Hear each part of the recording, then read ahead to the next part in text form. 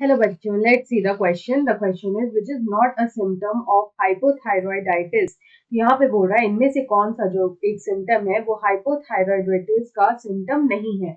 Option a is lethargy, option b is mental retardation, option c is oedema and option d is rise in blood urea. तो यहाँ पे हम लोग सबसे पहले देखेंगे इस क्वेश्चन का की कंसेप्ट. तो यहाँ पे हम लोग की कंसेप्ट में बात करेंगे about hypothyroidism.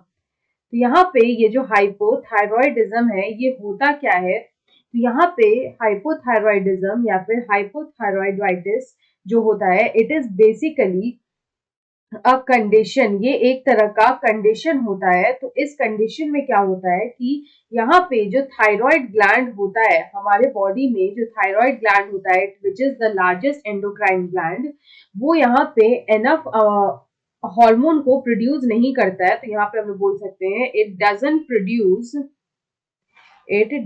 Produce enough of hormone. तो यहाँ पे जो हार्मोन है विच इज द थायरॉक्सिन, तो यहाँ पे जो थायरॉक्सिन हार्मोन है वो इनफ प्रोड्यूस नहीं होता है. उस केस को हम लोग बोलते हैं हाइपोथायरॉयडाइटिस और हाइपोथायरॉयडिज्म. तो यहाँ पे जो हमें इसका जो सर्टेन सिम्टम्स देखने को मिलता है, there are some symptoms of hypothyroidism. तो यहाँ पे ये सिम्टम्स कौन कौन से हैं.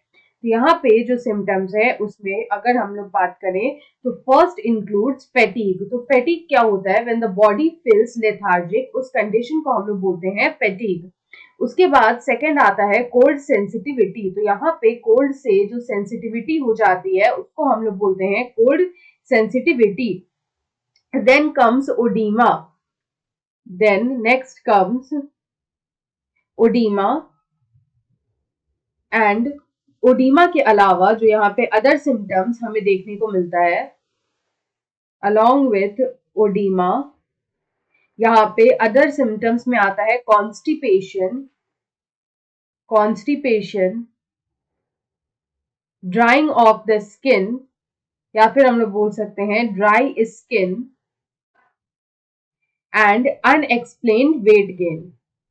तो यहाँ पे हमें देखने को मिलेगा अनएक्सप्लेन्ड वेट गेन, यानी कि जो वेट गेन होगा वो सडनली काफी ज्यादा एबनॉर्मल वेट गेन होगा, जिसको हम लोग बोलते हैं अनएक्सप्लेन्ड वेट गेन.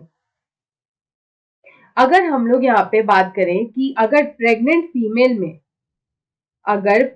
फीमेल्स में हाइपोथायरॉयडिज्म अगर देखने को मिलता है तो यहाँ पे जो चाइल्ड होता है, द चाइल्ड और the baby, it suffers from cretinism. उसमें यहाँ पे हमें क्रेटिनिज्म जो है वो यहाँ पे देखने को मिलता है. और it also leads to mental retardation.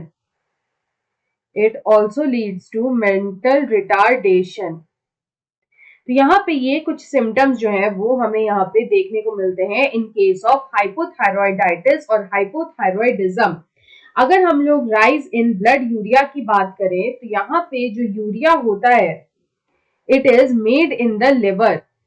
We can say that urea is made in the liver and it is passed out, यानी कि इसका जो excretion होता है of our body, from our body, हमारे बॉडी से जो यूरिया का excretion होता है या फिर जो passing out of यूरिया होता है वो होता है in the urine. यूरिन में यूरिया जो है हमारी बॉडी से बाहर निकलता है और ह्यूमंस जो होते हैं वो यूरियोटेलिक होते हैं. तो यहाँ पे अगर हम लोग बात करें कि if the kidneys are not able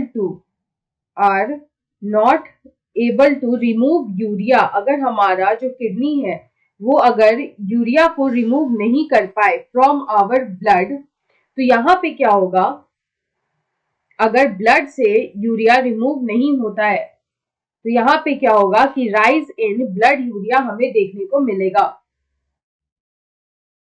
तो here we will see rise in the blood urea.